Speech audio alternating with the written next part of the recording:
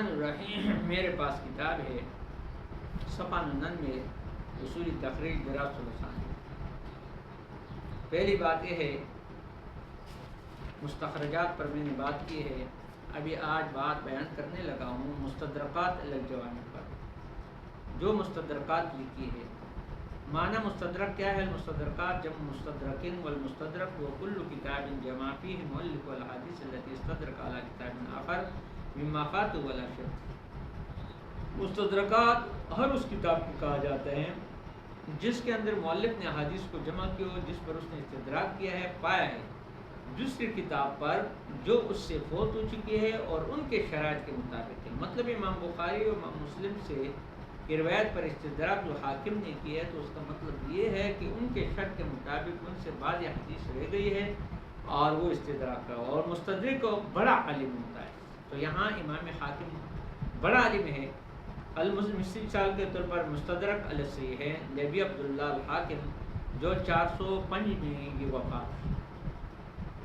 اچھا، اس کے بارے میں پھر لوگ اور بھی باتیں کرتے، بعد میں بیان کروں انشاءاللہ۔ کہتے ہیں ترتیب مستدرک حاکم، اس کا ترتیب کیا ہے؟ قد رتب الحاکم مستدرک علی الابواب، اس نے اپنے مستدرک کو ابواب پر مرتب کیا ہے۔ واتبع فی ذلک اصل الترتیب، اور اس نے اس کے اندر اصل ترتیب کا اتباع کیا، الذی اتبعہ البخاری، جس نے اتباع کیا بخاری کا اور مسلم کا، یعنی بخاری و مسلم نے اپنے، یعنی بخاری مسلم نے جس طرح حدیث لائی ہے جس ترتیب سے اس حدیث نے، اس نے بھی اس کو استدراک کی صورت میں لایا ہے۔ وقد ذکر الحاکم فی ھذا المستدرک ثلاث انواع، امام حاکم نے اس کے اندر 3 انواع کو ذکر کیا ہے احادیث میں سے۔ وہ یہ ایک احادیث صحیحہ ہے جو شرط شیخین پر ہے، اولا شرط احدہما ولم یخرجا، دونوں کے شرط پر ہے ایک بار لیکن تخریج نہیں کیا ہے۔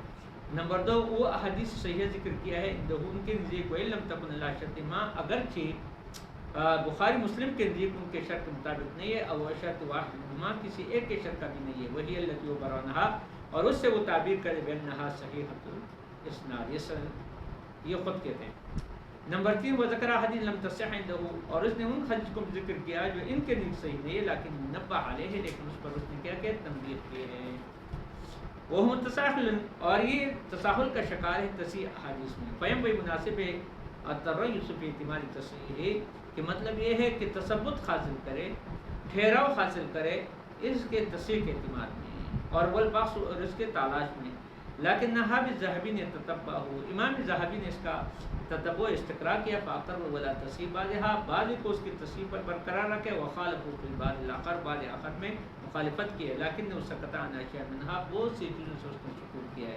تو اس لیے علماء محدثین کے یہاں یہ مشہور ہے کہ جہاں ذہبی سکوت کرے تو اس سکوت کو، خاموشی کو وہ لوگ صحت پر مبنی کرتے ہیں۔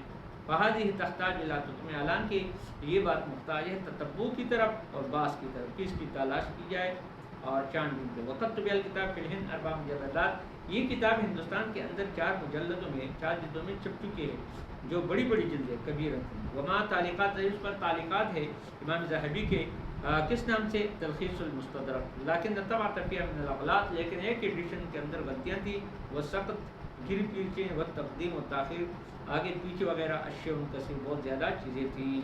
اللہ سبحانہ و تعالیٰ ہمیں توفیق عطا فرمائے۔